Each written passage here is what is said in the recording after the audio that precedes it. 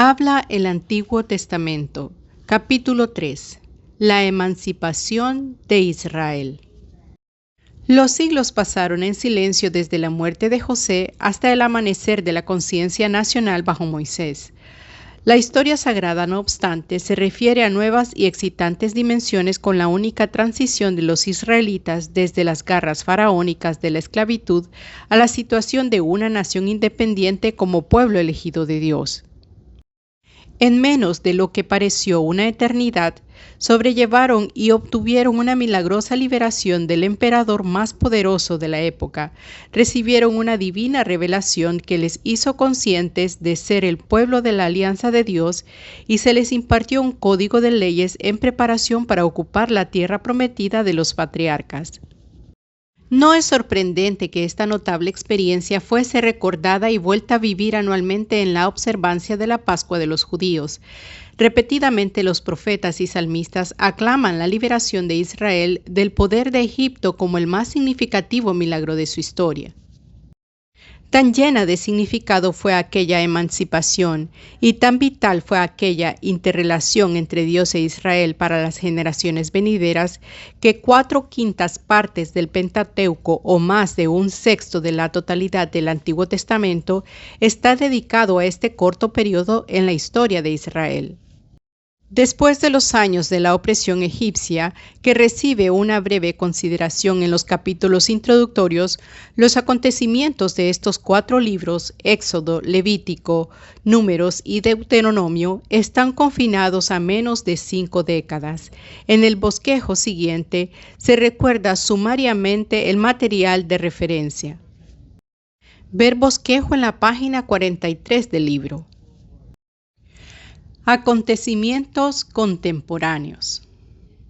No existe desacuerdo entre los eruditos, quienes aceptan la historicidad del cautiverio de Israel en Egipto y que el éxodo tuvo lugar durante la era del Nuevo Reino, puesto que los capítulos que cierran el Génesis ya cuentan la emigración de Israel hacia Gosén. Los acontecimientos contemporáneos en Egipto son de primordial importancia. La invasión de los Hicsos. La poderosa 12ª dinastía del Reino Medio en Egipto fue seguida 1790 a.C. por 2 otras débiles dinastías bajo las cuales el gobierno quedó desintegrado. Los invasores semitas procedentes de Asia, conocidos como los Hicsos, pueblo que ya utilizaba el caballo y el carro de guerra, desconocidos por los egipcios, ocuparon Egipto aproximadamente hacia 1700 a.C. Es muy poco lo que se conoce acerca del pueblo, aunque Maneto asigna a las 15 y 16 dinastías a esos gobernantes extranjeros que controlaron el Bajo Egipto durante casi un siglo y medio. En el transcurso del tiempo, rivales de Tebas dominaron la utilización del caballo y el carro de guerra y bajo Amosis de la 17 dinastía estuvieron en condiciones de expulsar a los Hicsos del país en 1500 a.C. Aquella circunstancia dio la oportunidad para el resurgimiento de un gobierno poderoso conocido como el Nuevo Reino. Es comprensible que los egipcios no dejaran testimonios escritos de tan grande humillación llevada a cabo por los Hicsos durante la dominación de estos. Por lo tanto, nuestro conocimiento de este periodo es desafortunadamente muy limitado. El Nuevo Reino, 1546 a 1085 a.C. En este periodo reinaron en Egipto 3 dinastías. Bajo los primeros 3 gobernantes de la 18 dinastía, Amenofis y Tutmosis I y II, 1550 a 1500 a.C., Egipto quedó establecido con la fuerza y la grandeza de un imperio. Aunque Tutmosis III fue el supremo gobernante desde 1504 a 1450 a.C., su poderío quedó obscurecido durante los primeros 22 años de su reinado por la reina Hatshepsut, que obtuvo el control completo de todo el gobierno. Como consecuencia de su poderoso y brillante liderazgo, fue reconocida tanto por el Bajo como por el Alto Egipto. Entre los impresionantes edificios construidos, no lo fue menos el proyecto de un templo blanco de piedra calcárea. Este mortuario fue construido en terrazas columnadas con el imponente macizo rocoso de Deir el-Bahari como fondo. Uno de sus grandes obeliscos, conteniendo 138 metros cúbicos de granito y que alcanzaba casi 30 metros de altura, todavía se mantiene en pie en Karnak. Tutmosis III, cuyas ambiciones habían sido contrarrestadas durante muchos años, ganó la posesión indisputada de la corona Hatshepsut al morir esta. Estableció el poder absoluto en Egipto, afirmándose como el más grande caudillo militar en la historia de Egipto. En 18 campañas extendió el alcance de su reinado hasta el Éufrates, marchando sus ejércitos a través de Palestina o navegando por el Mediterráneo hasta la costa fenicia.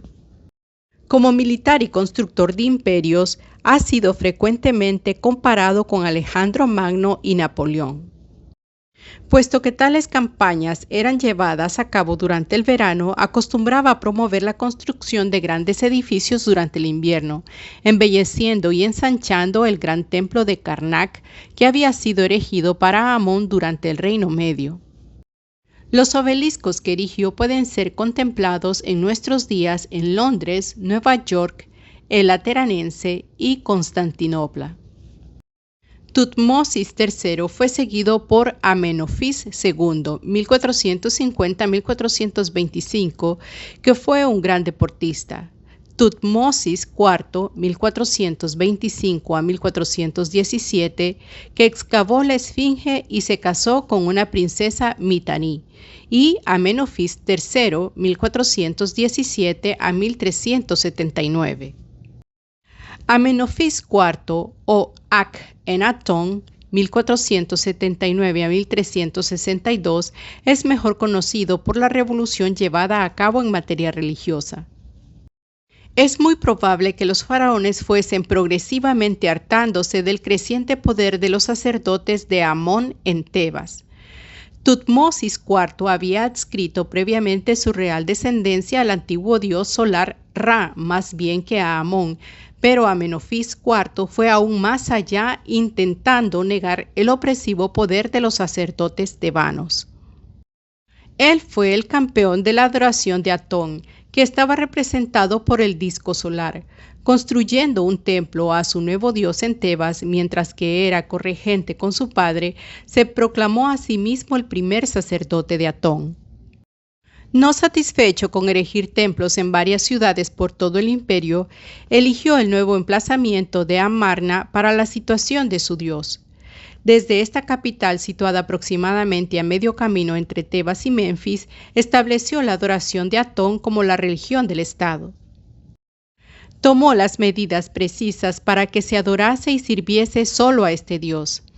Tan dedicado estuvo a Atón que él y sus devotos olvidaron las demandas de ayuda procedentes de varias partes de su reino. Los archivos de Amán-Ra, descubiertos en 1887, proporcionan un testimonio al respecto. Cuando Akenatón murió, la capital nuevamente establecida fue abandonada. Su yerno, Tutankamón, aseguró su trono renunciando a Atón y restaurando la antigua religión de los dioses de Tebas. La tumba de Tutankamón, descubierta en 1929, suministró abundante evidencia de su devoción a Amón. Con la corta vida y el breve reinado de Ay, la 18 dinastía terminó en 1348 a.C. Los dos grandes reyes de la próxima dinastía, que duró hasta 1200 a.C., fueron Seti I, 1318 a 1304, y Ramsés II, 1304 a 1237. El primero comenzó la reconquista del imperio asiático, que había estado perdido durante los días de Akhenatón, y llevó la capital a la parte oriental del delta. El último continuó su intento de reconquistar Siria, pero eventualmente firmó un tratado de paz con el rey hitita, que selló su acuerdo al dar su hija en matrimonio a Ramsés II. Este es el primero de los pactos de no agresión entre naciones conocido hasta hoy.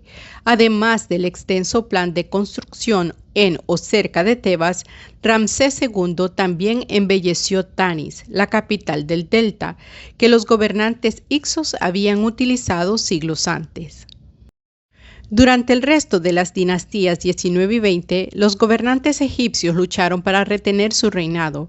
Conforme fue decreciendo el poder central, el sacerdocio local de Amón ganó bastante fuerza para establecer la 21 dinastía alrededor de 1085 a.C., y Egipto nunca recobró ya más, como resultante del declive que sufría, el volver a ganar su posición como potencia mundial. La religión en Egipto. Egipto era un país politeísta. Con deidades locales como base de la religión, los dioses egipcios se hicieron numerosos. Los dioses de la naturaleza fueron comúnmente representados por animales y pájaros. Eventualmente, las divinidades cósmicas personificadas en las fuerzas de la naturaleza fueron elevadas por encima de los dioses locales y fueron teóricamente considerados como deidades nacionales o universales. Había una tal cantidad que llegaron a ser agrupados en familias de tríadas y novenarios. De igual forma, los templos fueron numerosos por todo Egipto. Con la provisión de un hogar o templo para cada dios, llegó el sacerdocio, las ofertas, los festivales, ritos y ceremonias para su adoración y culto. Como respuesta a tales circunstancias, el pueblo consideraba a sus dioses como sus benefactores. La fertilidad de la tierra y de los animales, la victoria o la derrota, la inundación del Valle del Nilo y, de hecho, cualquier factor que afectase a su bienestar estaba adscrito a cualquier dios. La prominencia nacional acordada respecto a cualquier dios se hallaba íntimamente relacionada con la política. El dios halcón o Urus surgió como una deidad local y después pasó a tener carácter de deidad estatal cuando el rey Menes unió el Bajo y el Alto Egipto en los albores de la historia egipcia. Cuando la quinta dinastía patrocinó el dios Sol de Heliópolis, Ra, se convirtió en la cabeza del panteón egipcio. La más cercana aproximación a un dios nacional en Egipto fue el reconocimiento dado a Amón durante el Medio y Nuevo Reino. Los magníficos templos erigidos en Karnak y Luxus en las proximidades de Tebas todavía muestran el real patronazgo de este dios. En la ciudad de Tebas, con la 18 dinastía, el culto de Amón con su sacerdocio tebano se hizo tan fuerte que el desafío hecho a los faraones tuvo éxito en el poder con la muerte de Akenatón. A despecho de la prominencia a los dioses nacionales, en ninguna ocasión fueron adorados por la población egipcia. Para un campesino egipcio, el dios local fue el de la máxima importancia. Los egipcios creían en una vida después de la muerte. Una conducta intachable sobre la tierra conducía a la inmortalidad del hombre. Esto cuenta por los enterramientos reales representados por las pirámides y otras tumbas, en las cuales se depositan toda clase de provisiones tales como alimentos, bebidas y objetos de lujo con la intención de su utilización en la vida de ultratumba. En los primeros tiempos, incluso a los sirvientes se les mataba y guardaba junto al cuerpo de sus amos, como Osiris, el símbolo divino de la inmortalidad. El egipcio muerto anticipaba así el juicio de un tribunal del ultramundo con la esperanza de estar moralmente destinado a la felicidad de una vida eterna. La extrema tolerancia de la religión egipcia se explica por la existencia sin fin y el reconocimiento de tantísimos dioses. Ninguno fue nunca eliminado del todo, puesto que el moderno estudioso encuentra difícil hacer un análisis lógico de tan incontables elementos entremezclados de su religión. Es difícil también pensar que lo hiciera cualquier egipcio nativo. La confusión resulta de cualquier intento de relacionar entre sí la hueste de deidades existentes con sus respectivos cultos y rituales. tampoco pueden ser relacionados tan enorme conjunto de creencias y mitos. La fecha del Éxodo. Que Israel abandonase la esclavitud durante la última mitad del segundo milenio antes de Cristo es algo que está sujeto a dudas y discusiones. Muy pocos eruditos podrían fechar el Éxodo más allá de una duración de tiempo de 2 siglos y medio, 1450 a 1200. Dado que no hay referencias o incidentes en el libro del Éxodo que pueden ser definitivamente relacionadas con la historia de Egipto, poder fechar el momento demanda ulteriores investigaciones. Respecto a una fecha más específica de la era mosaica, 2 clases de evidencias pueden garantizar una cuidadosa investigación y minucioso examen: la arqueología y la Biblia. Hasta ahora, ninguna ha proporcionado una convincente respuesta que obtenga el apoyo de los eruditos del Antiguo Testamento. La caída de Jericó, que ocurrió dentro del medio siglo siguiente al Éxodo, está todavía sujeta a una fecha arqueológica que se balancea entre aproximadamente 2 siglos, 1400 al 1200. Las recientes excavaciones han confirmado antiguos hallazgos y conclusiones para su reexamen. Garstan, que excavó Jericó en 1930 a 1936, razonó que la invasión de Josué está mejor fechada alrededor de 1400 a.C.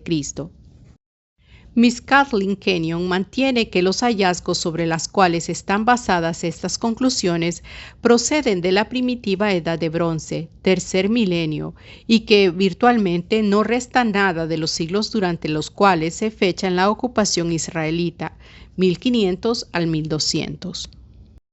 En consecuencia, ella afirma que su reciente excavación, 1952 a 1956, no arroja luz alguna sobre la destrucción de Jericó, mientras que Garstan fechó la última cerámica procedente de la Edad del Bronce no más tarde de 1385 a.C. Kenyon prefiere una fecha más tardía, 1350 a 1325 a.C., ya que esto representa la ocupación de la Edad del Bronce. Ella fecha la destrucción de Jericó por los israelitas en el tercer cuarto del siglo XIV.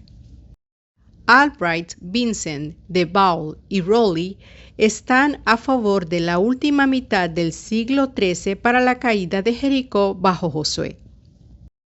Los exámenes de la superficie de la cerámica en la Arabia y la Transjordania indican que los reinos moabitas, amonitas y edomitas no fueron establecidos hasta el siglo XIII. Todo esto no ha sido confirmado por extensas excavaciones, por lo que esa cerámica que corresponde a esa zona puede todavía estar sujeta a posteriores reajustes cronológicos. Comparativamente se conoce poco respecto a las condiciones de vida del pueblo a quien los israelitas encontraron en su camino hacia Canaán. Aunque Glueck no halló evidencia de habitantes en Transjordania para el periodo anterior al siglo XIII, es posible que ese pueblo estuviese viviendo en ciudades hechas con tiendas, en cuyo caso, naturalmente, no quedarían ruinas. Tampoco tiene la identificación de Pitón y Ramsés, respuesta concluyente para evidenciar la fecha de la partida de Israel de Egipto. Esas ciudades pudieron haber sido construidas por los israelitas, pero vueltas a construir y a recibir nuevos nombres por Ramsés durante su reinado. En consecuencia, la evidencia arqueológica, que por el momento está sujeta a varias interpretaciones, no ofrece una concluyente prueba para la precisa datación cronológica del Éxodo.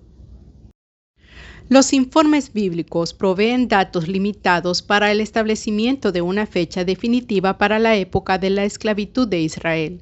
Solo una referencia cronológica, específicamente eslabonada la era salomónica, que tiene fechas bien establecidas con el Éxodo. La suposición de que los 480 años anotados en Primera de Reyes 6.1 proveen una base para la datación exacta proporciona una fecha para el éxodo aproximadamente en 1450 a.C. Aunque otras referencias y el relato de otros acontecimientos apunten hacia una larga era entre la entrega de Egipto y la era del reinado de Israel, ninguno de los pasajes bíblicos implican la garantía de una datación precisa. Más numerosas son las anotaciones bíblicas que aproximan el periodo que precedió al Éxodo. Aun cuando los problemas de interpretación están todavía sin resolver, todo conduce a la impresión de que los israelitas pasaron varios siglos en Egipto. Las referencias genealógicas pueden sugerir un periodo comparativamente corto de tiempo entre José y Moisés, pero el uso de una genealogía como base para una aproximación del tiempo está todavía sujeta a discusión. Las genealogías con frecuencia tienen amplias lagunas que las hacen inutilizables para la fijación de una cronología. El crecimiento de los israelitas desde 70 hasta una gran multitud que amenazaba el orden egipcio favorece igualmente al lapso de siglos para la residencia de Israel en la tierra del Nilo. Las consideraciones bíblicas indican cronologías más exactas antes y después del Éxodo. Sobre esta base es razonable considerar 1450 como una fecha apropiada para el Éxodo y permite la migración de Jacob y sus hijos en la era de los Hicsos y de su supremacía en Egipto. El relato bíblico. La dramática escapada de la esclavitud egipcia se halla vívidamente relatada en Éxodo 1:1 al 19:2, comenzando con una breve referencia a José y a la adversa fortuna de Israel. Los histriónicos acontecimientos centrados alrededor de Moisés culminan en la emancipación de Israel. La narrativa en sí misma conduce a las siguientes subdivisiones. Ver subdivisiones en la página 49 del libro. Opresión bajo el faraón. En los días de José, los israelitas que tenían intereses pastorales recibieron el permiso de disfrutar la tierra más fértil en el delta del Nilo. Los invasores Hicsos, pueblo también de pastores, muy verosímilmente estuvieron favorablemente dispuestos hacia los israelitas. Con la expulsión de los Hicsos, los gobernantes egipcios asumieron más poder y con el tiempo empezó la opresión de los israelitas. Un nuevo gobernante, no familiar a José, no tenía interés personal en Israel, pero introdujo una serie de medidas que tenían como fin aliviar el temor de una rebelión israelita. Consecuentemente, el pueblo elegido fue destinado a una dura labor construyendo ciudades tales como Pitón y Ramsés. Éxodo 1:11. Un edicto real ordenó a los egipcios que matasen a su nacimiento a todos los varones nacidos a los israelitas. Este fue el designio del faraón para contrarrestar la bendición de Dios sobre Israel conforme el pueblo crecía y aumentaba y prosperaba. Éxodo 1:15 al 22. Años más tarde, cuando Moisés desafió el poder del faraón, la opresión fue intensificada, reteniendo a los esclavos israelitas la paja tan útil en la producción de ladrillos. Éxodo 5 del 1 al 21. La preparación de un caudillo. Moisés nació en tiempos peligrosos. Fue adoptado por la hija del faraón y se le dieron facilidades y ventajas para su educación en el más importante centro de aquella civilización. Aunque no esté mencionado en el Éxodo, Esteban, dirigiéndose al Sanedrín en Jerusalén, se refiere a Moisés como habiendo sido instruido en la sabiduría egipcia. Hechos 7:22. Una extensa facilidad educacional en la corte egipcia fue llevada a cabo durante el nuevo reino y su periodo, para entrenar a los reales herederos de los príncipes tributarios. aunque retenidos como rehenes para asegurarse de la percepción de los tributos, eran magníficamente tratados en su principesca prisión. Si un lejano príncipe moría, un hijo que había estado sometido a la cultura egipcia era designado para el trono con la esperanza de que sería un leal vasallo del faraón. Es altamente probable que Moisés recibiese su educación egipcia juntamente con los herederos reales de Siria y otras tierras. El valeroso intento de Moisés de ayudar a su pueblo finalizó en el fracaso. Temiendo la venganza del faraón, huyó hacia la tierra de Madián, donde pasó los siguientes 40 años. Allí fue favorablemente acogido en el hogar de Reuel, un sacerdote de Madián, quien era también conocido por Jetro. Con el transcurso del tiempo, Moisés tomó por esposa a la hija de Reuel, Séfora, y se estableció dedicándose a la vida del pastoreo en el desierto de Madián. A través de la experiencia adquirida del pastoreo en la zona que rodeaba el Golfo de Acaba, Moisés indudablemente adquirió un gran conocimiento de aquel territorio. Sin hallarse consciente de su importancia, recibió una excelente preparación para conducir a Israel a través de aquel desierto muchos años más tarde. La llamada de Moisés es ciertamente significativa a la luz del pasado y su entrenamiento. Éxodo del 3 al 4. En la corte del faraón se dio cuenta de que habría de contender con la autoridad. No sin razón solicitó la libertad de los israelitas. Dios aseguró a Moisés la divina ayuda y que proveería su actuación con 3 milagros que le acreditasen ante los israelitas: el bastón que se convirtió en una serpiente, la mano del leproso y el agua que se convertiría en sangre. Esto suministró una base razonable para que los israelitas creyesen que Moisés estaba comisionado por el Dios de los patriarcas. Habiendo recibido la seguridad de que Aarón sería su portavoz, Moisés cumplió con la llamada de Dios y volvió a Egipto. La confrontación con el faraón. Durante el periodo del Nuevo Reino, el poder del faraón era soberano y no sobrepasado por ninguna nación contemporánea. Su dominio a veces se extendía tan lejos como el Éufrates. La aparición de Moisés en la corte real, demandando la puesta en libertad de su pueblo de Israel, significaba un desafío al poder del faraón. Las plagas que ocurrieron durante un periodo relativamente corto demostraron el poder del Dios de Israel, no solo al faraón y a los egipcios, sino también a los propios israelitas. La actitud del faraón desde el principio es la del reto expresada en la pregunta: ¿quién es ese Señor cuya voz yo debería obedecer para dejar a Israel que se marche? Cuando se enfrentó con la oportunidad de dar cumplimiento a la voluntad de Dios, el faraón se resistió, endureciendo su corazón en el curso de aquellas circunstancias que con tal motivo se desarrollaron. Las 3 diferentes palabras hebreas advirtiendo al faraón su actitud, como se establece por 10 veces, denota la intensificación de una condición ya existente. Dios permitió vivir al faraón dotándole con la capacidad de resistir las divinas ofertas. En esta forma Dios endureció su corazón, como está indicado en 2 predictivas referencias, lo mismo que en la narrativa. El propósito de las plagas, claramente establecidas en Éxodo, es mostrar al faraón el poder de Dios en nombre de Israel. El gobernador de Egipto era así desafiado por un poder sobrenatural. Ver todas las citas bíblicas en el libro.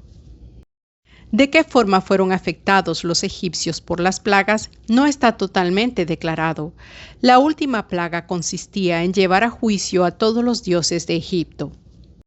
La incapacidad del faraón y su pueblo para contrarrestar aquellas plagas tuvo que haber demostrado a los egipcios la superioridad del Dios de Israel en comparación con los dioses que ellos adoraban.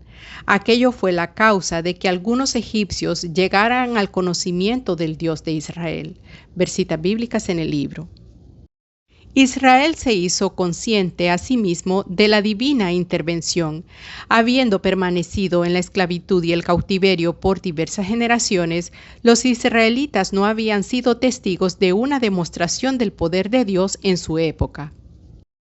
Cada plaga triunfante aportaba una mayor manifestación de lo sobrenatural, de tal forma que con la muerte del primogénito los israelitas comprobaron que estaban siendo liberados por uno que era omnipotente.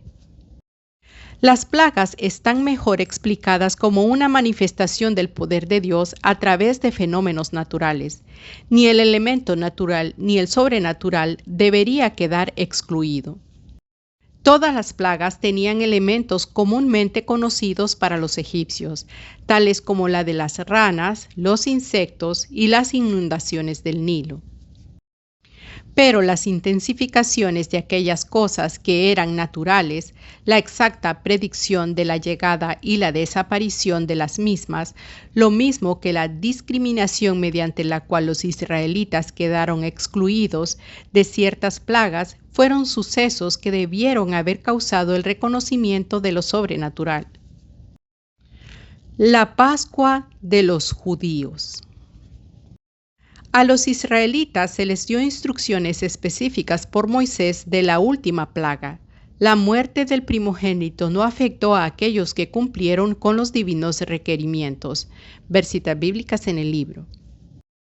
Un cordero o un cabrito sin tacha alguna fue escogido en el 10º día de Abib. El animal fue muerto en el día 14º hacia el atardecer y su sangre aplicada al dintel de cada casa. Con la preparación para la partida completada, los israelitas comieron la carne de la Pascua, que consistía en carne, pan sin levadura y hierbas amargas. Abandonaron Egipto inmediatamente, tras de que el primogénito de cada hogar egipcio hubiese muerto. Para los israelitas, el éxodo de la tierra de Egipto fue el más grande de los acontecimientos del Antiguo Testamento y su época. Cuando el faraón comprobó que el primogénito de cada hogar egipcio había sido muerto, estuvo conforme con la partida de los israelitas. La observancia de la Pascua fue una rememoración anual de que Dios les había puesto en libertad de su cautiverio. El mes de Abib, más tarde conocido por Nisán, marcó desde entonces el comienzo de su año religioso. La ruta hacia el monte Sinaí. El viaje de Israel hacia Canaán, vía la península del Sinaí, estuvo divinamente ordenada. No había duda del camino directo, un camino en buen uso utilizado para propósitos comerciales y militares, y que les llevaría a la tierra prometida en una quincena.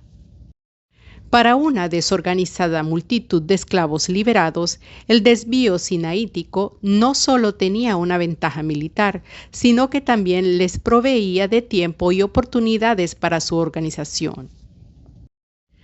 El incrementado conocimiento arqueológico y topográfico ha disipado las antiguas disputas respecto a la historicidad de este caminar hacia el sur, incluso aunque algunas identificaciones geográficas son todavía inciertas. La imprecisa significación de nombres de lugares tales como Sukkot, Etán, Piairot, Migdol y Baal Zephón dan margen a diversas teorías que conciernen a la ruta exacta. Los lagos amargos pueden haber sido relacionados con el Golfo de Suez, por lo que este canal cenagoso podría ser el Mar de las Cañas, Yam Suf.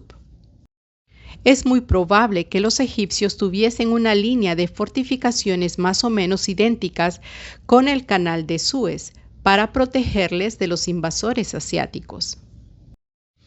El punto exacto del paso de las aguas por Israel es de secundaria importancia por el hecho de que esta masa de agua, además de haber ahogado a los egipcios perseguidores, suministrase una infranqueable barrera entre los israelitas y la tierra de Egipto.